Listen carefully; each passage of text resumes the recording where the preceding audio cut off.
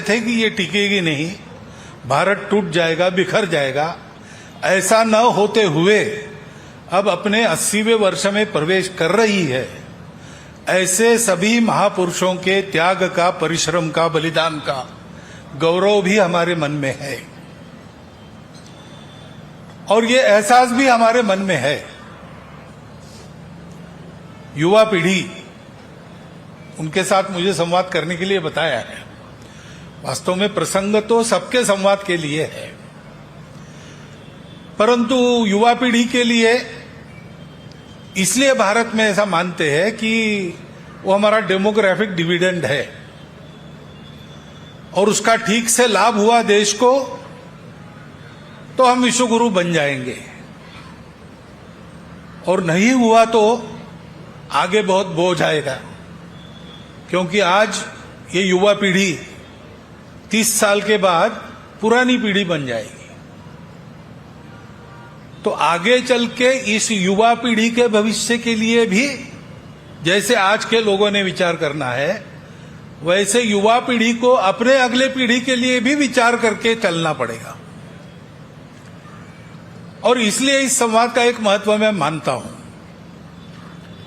और एक विशेष प्रसंग है, इतना बड़ा ध्वज, कुछ 30 या 40 फीट चौड़ा और 70-75 फीट लंबा, ऐसा आज यहां पर नागपुर नगरी में ध्वजोत्तोलित हुआ है। हम देखते हैं इतना बड़ा ध्वज है। छोटा ध्वज होता तो आपके हाथ में ध्वज है, छोटा सा है, तो एक कमची में उसको बिठा दिया है और आप हाथ से लहरा रही, चल सकता है, सब प्रमाण में है।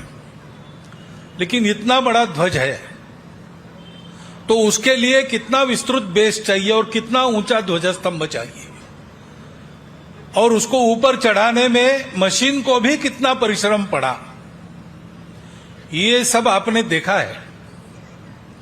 तो विचार कीजिए कि ये ध्वज जिसका प्रतीक है, वह अपना भारत, वह अपने भारत की रीति नीति, उसको ऊपर चढ़ाने के लिए कितना परिश्रम करना पड़ेगा और कितने ऊंचाई पर जाने से ये अच्छा लगेगा, ये हमारा दायित्व है। हम अपनी तुलना अन्य लोगों से न करें। हमारी युवा पीढ़ी पहले ये समझ ले, हम अमेरिका नहीं है, हम चीन नहीं है, हम ऑस्ट्रेलिया, न्यूजीलैंड नहीं है, हम भारत है। तो भारत की आन बान शान की जो गरिमा है, उसको जो ऊंचाई चाहिए, उसको जो प्रकार चाहिए विकास का, उन्नति का जो पैमाना उसके लिए चाहिए, उसके आधार पर हमको अपने देश का और अपना स्वयं का विचार करना पड़ेगा। बाकी दुनिया अपने भौतिक उन्नति का केवल विचार करती है, लेकिन भारत में हम केवल भौतिक उन्नति का विचार नहीं करते।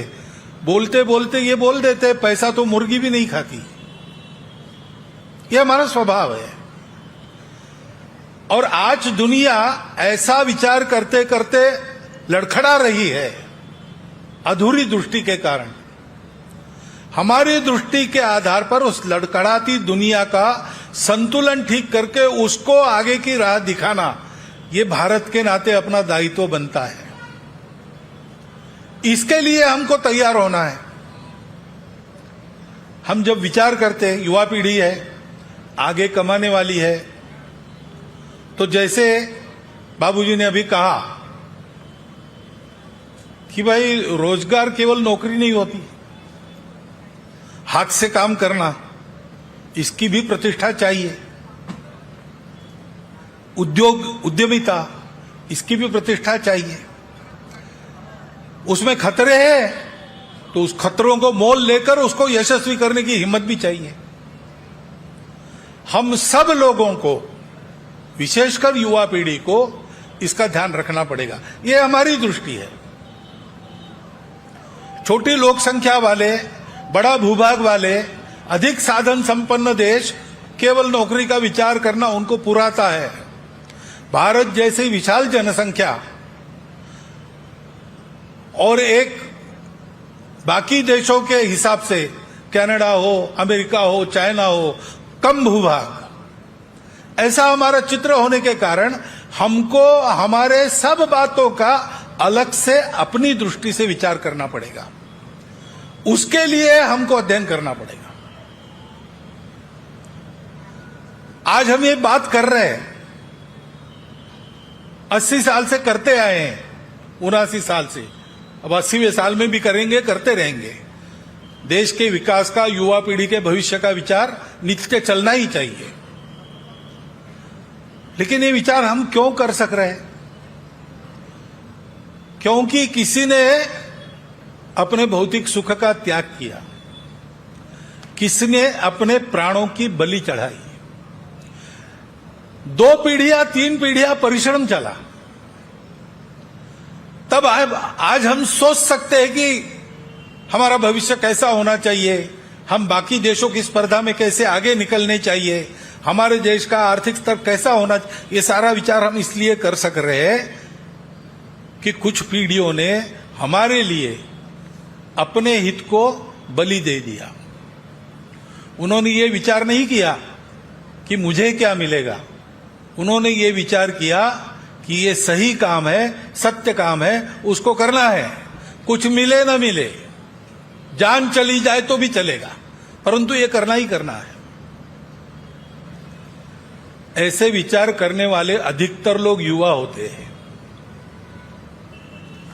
क्योंकि रिटायर्ड आदमी रास्ता क्रॉस भी करना है तो पैर रखने के पहले रास्ते पर बाएं देखेगा, फिर दाहिने देखेगा, फिर थोड़ा विचार करेगा और फिर रास्ता क्रॉस करना कैंसिल कर देगा।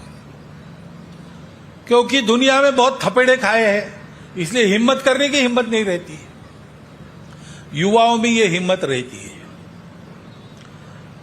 युवाओं ने दुनिया नहीं देखी है, अभी दुनिया के जीवन के उतार चढ़ाव के थपेड़े नहीं खाए हैं, अनुभव की कमी है।